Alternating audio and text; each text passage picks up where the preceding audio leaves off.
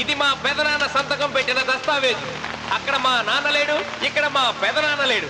కానీ మా పెదనాన్న మా నాన్న దగ్గర 50 లక్షల డబ్బు 40 ఎకరాల పొలం తీసుకున్నాడు. ఏ లోకేశ్వరరావు చెప్పు. అవునండి, నేను సాక్షి సంతకం చేశాను. ఈ అప్పు ఎలా తీరుతుందో ఆ ధర్మాత్ముడి శవం అక్కడి నుంచి తీసేలోపు చెప్తే బాగుంటుంది. భిక్షపతి మతుందా నీకు? ఇదేనా అడిగే సమయం? ఆయన తగలబడిపోతే ఆయనతో పాటు ఈ నిజం తగలబడిపోతుంది. మా అన్నయ్య ఆ ధర్మాత్ముడు రక్తం పంచుకు పుట్టాడు. ఏమయ్యా లోకేశ్వరరావు, మా అన్నయ్యకి మిగిలిన ఆస్తి ఏమిటి? ఈ ఇల్లు తప్ప ఏమీ మిగలలేదండి. సరే, 40 ఎకరాల కింద ఈ ఇల్లు పెట్టుకుంటాను. మిగతా 50 లక్షలు ఎలా ఇస్తావన్నయ్యా? ఏంటో నువ్వు మాట్లాడేది? మా రావుని ఒట్టి చేతులతో నడిరోడ్డు మీద నిలబెడతావా? సరే, డబ్బు వద్దు, పొలం వద్దు, ఒక్కటిస్తే చాలు. ఏంటది? అది సీత దగ్గరుంది. అది ఇస్తే 50 లక్షల బాకీ రద్దు చేసుకుంటా. సీతారత్నం పుట్టింటి వాళ్ళు పెట్టిన 7 వారాల నగలున్నాయి. అవన్నీ నాకు ఇచ్చేస్తే నేను సరిపెట్టుకుంటాను.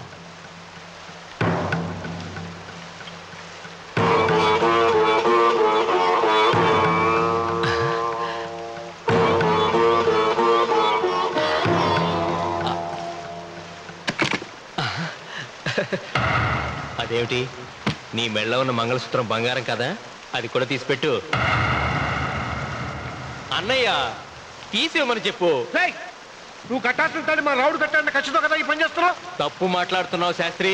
నాకు ఆ తాళి అక్కర్లేదు, ఆ 50 లక్షలు కట్టమను. మీకందరికీ చేతులెత్తి మొక్కుతున్నారు.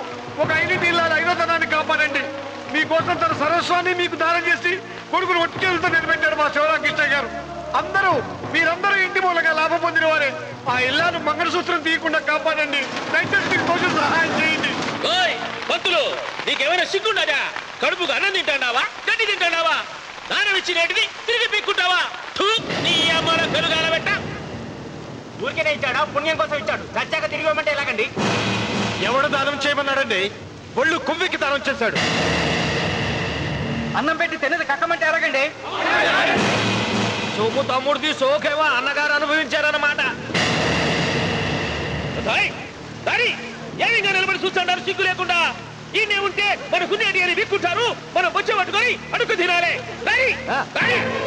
ఏం చూస్తాడే?